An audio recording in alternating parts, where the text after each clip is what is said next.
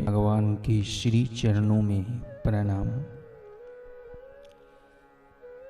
आश्रम की पुस्तक सत्संग सुमन, पूज्यपाद संत श्री आसाराम जी बापू के पावन सत्संग प्रवचन से विवेकपूर्ण दृष्टि। जिनको मनुष्य जन्म की महत्ता का पता नहीं, वे लोग देह के मान में, देह के सुख में, देह की सुविधा में अपनी अक्ल, अपना धन, अपना सर्वस्व लुटा देते हैं। जिनको अपने जीवन की महत्ता का पता है, जिन्हें वृद्धावस्था दिखती है, मौत दिखती है, बाल्य अवस्था का गर्भवास का दुख जिन्हें दिखता है, विवेक से जिन्हें संसार की नश्वरता दिखती है एवं संसार के सब संबंध स्वप्नवत दिखते हैं, ऐसे साधक मोह के आडंबर और विलास के जाल में न फंसकर परमात्मा की गहराई में जाने की कोशिश करते हैं।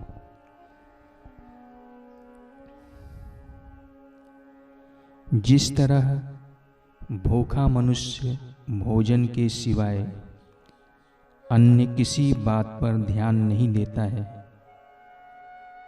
प्यासा मनुष्य जिस तरह पानी की उत्कंठा रखता है, ऐसे ही विवेकवान साधक परमात्म शांति रूपी पानी की उत्कंठा रखता है। जहाँ हरि की चर्चा नहीं, जहाँ आत्मा की बात नहीं, वहाँ साधक व्यर्थ का समय नहीं गवाता। जिन कार्यों को करने से चित्त परमात्मा की तरफ जावे ही नहीं, जो कर्म चित्त को परमात्मा से विमुख करता हो,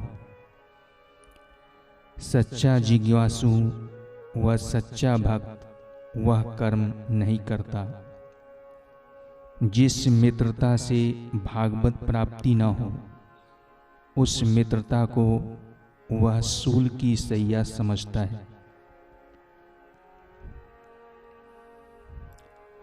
सो संगति जल जाए जिसमें कथा नहीं राम की, बिन बारी के बाढ़ भला किस काम की।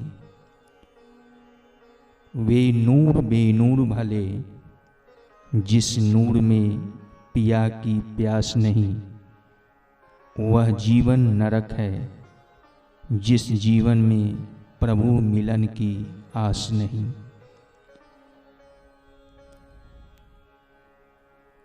वह मति दुर्मति है जिसमें परमात्मा की तरफ नहीं, वह जीवन व्यर्थ है जिस जीवन में ईश्वर के गीत गूंज ना पाए। वह धन बोझा है जो आत्मधन कमाने के काम ना आए। वह मन तुम्हारा शत्रु है जिस मन से तुम अपने मिल ना पाओ। वह तन तुम्हारा शत्रु है जिस तन से तुम परमात्मा की ओर चल न पाओ। ऐसा जिनका अनुभव होता है, वे साधक ज्ञान के अधिकारी होते हैं।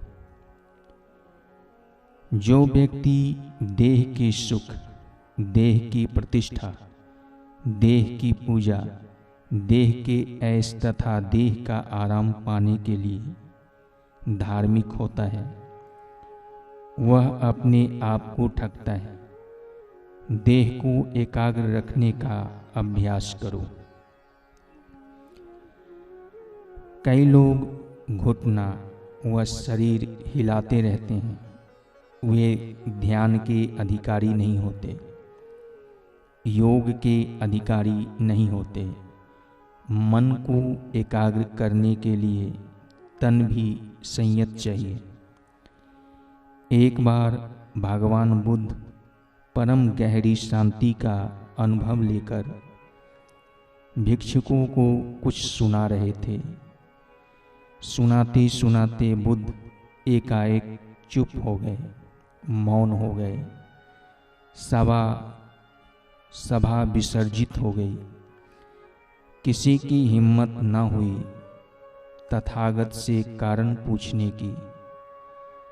समय बीतने पर कोई ऐसा अवसर आया, तब भिक्षुकों ने आदर सहित प्रार्थना की, भंते, उस दिन आप गंभीर विषय बोलते बोलते अचानक चुप हो गए थे, क्या कारण था?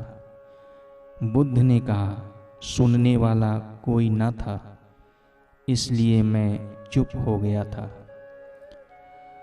भिक्षुकों ने कहा, हम तो थे।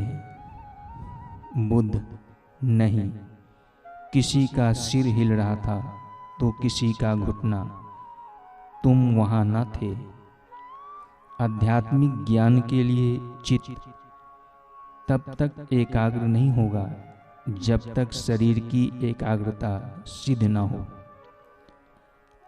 आप अपने तन को, मन को स्वस्थ रखिए। संसार का सर्वस्व लुटाने पर भी यदि परमात्मा मिल जाए तो सौदा सस्ता है, और सारे विश्व को पाने से यदि परमात्मा का वियोग होता है तो वह सौदा खतरनाक है। ईश्वर के लिए जगत को छोड़ना पड़े तो छोड़ देना, लेकिन जगत के लिए कभी मत छोड़ देना मेरे भाई। ओम ओम ओम ओम। परमात्मा के लिए मित्र छोड़ना पड़े तो छोड़ देना, लेकिन मित्रों के लिए परमात्मा को मत छोड़ना। ओम ओम ओम। ईश्वर के लिए प्रतिष्ठा छोड़नी पड़े तो छोड़ देना, लेकिन प्रतिष्ठा के लिए ईश्वर को मत छोड़ना। स्वास्थ्य और सौंदर्य परमात्मा के लिए छोड़ना पड़े तो छोड़ देना, लेकिन स्वास्थ्य और सौंदर्य के लिए परमात्मा को मत छोड़ना, क्योंकि एक न एक दिन वह स्वास्थ्य और सौंदर्य, मित्र और सत्ता, पद और प्रतिष्ठा सब प्रकृति के तनिक से झटके से छूट जाएंगे। इसलिए तुम्हारा ध्यान हमेशा शाश्वत ईश्वर पर होना चाहिए। तुम्हारी मति में परमात्मा के सिवाय किसी अन्य वस्तु का मूल्य अधिक नहीं होना चाहिए। जैसे समझदार आदमी वृद्धावस्था होने के पहले ही यात्रा कर लेता है, बुद्धि क्षीण होने के पूर्व ही बुद्धि में ब्राह्मी स्थिति पा लेता है, घर में आग लगने से पहले ही जैसे कुआं खुदाया जाता है, भूख लगने से पहले जैसे भोजन की व्यवस्था की जाती है, ऐसे ही संसार से अलविदा होने के पहले ही जो उस प्यारे से संबंध बांध लेता है वही बुद्धिमान है और उसी का जन्म सार्थक है। जिसने मौन का अवलंबन लिया है,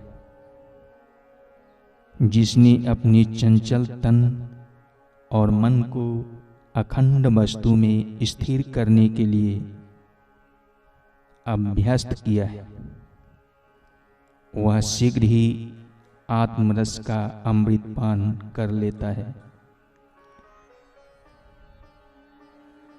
रविदास रात न सोइए, दिवस न लीजिए स्वाद, निस्दिन प्रभु को सुमरिए, छोड़ी सकल प्रतिपाद।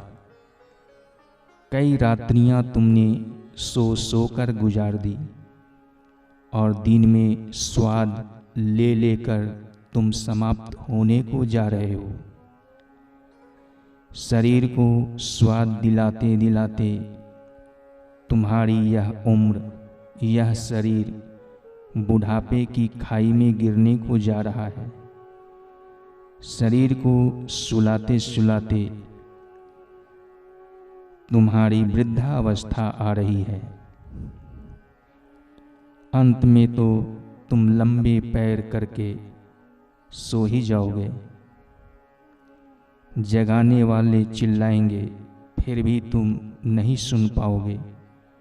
डॉक्टर और हकीम तुम्हें छुड़ाना चाहेंगे रोग और मौत से, लेकिन नहीं छुड़ा पाएंगे। ऐसा दिन न चाहने पर भी जरूर आएगा जब तुम्हें शमशान में लकड़ियों पर सोना पड़ेगा और अग्नि शरीर को स्वाहा कर देगी। एक दिन तो कब्र में सड़ने गलने को यह शरीर गारना ही है। शरीर कब्र में जाए उसके पहले ही इसके अहंकार को कब्र में भेज दो। शरीर चिंता में जल जाए, शरीर चिता में जल जाए, इसके पहले ही इसे ज्ञान की अग्नि में पकने दो।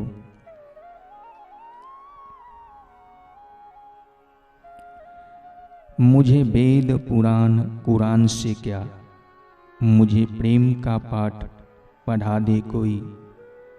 मुझे मंदिर मस्जिद जाना नहीं, मुझे प्रभु के गीत सुना दे कोई। साधक की दृष्टि यही होती है। साधक का लक्ष्य परमात्मा होता है, दिखावा नहीं। साधक का जीवन स्वाभाविक होता है, आडंबर वाला नहीं।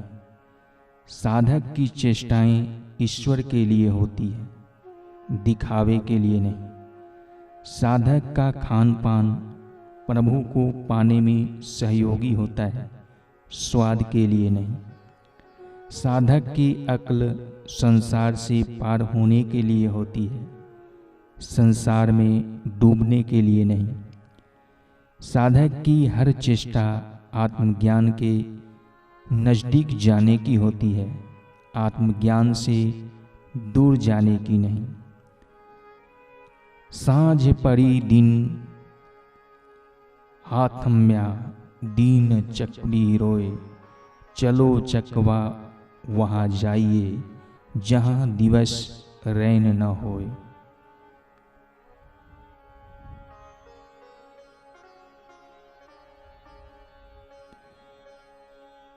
चकवा चकवी को समझाता है, रैन की बिछड़ी चाकवी आन मिले प्रभात, सत्य का बिछड़ा मान खा दिवस मिले ही न रात।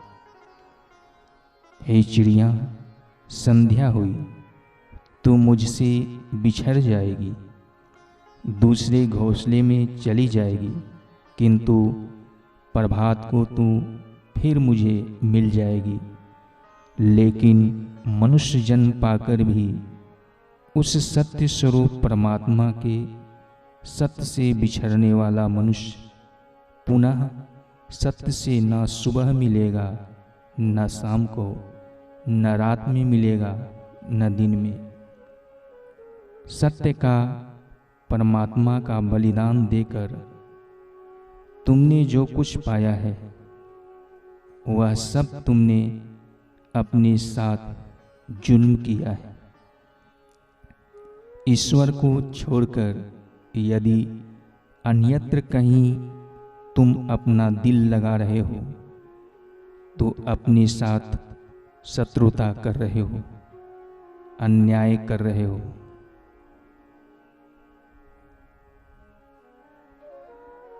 ओम ओम ओम।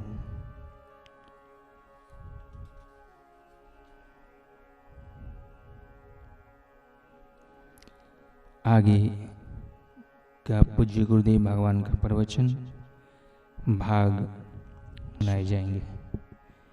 हरि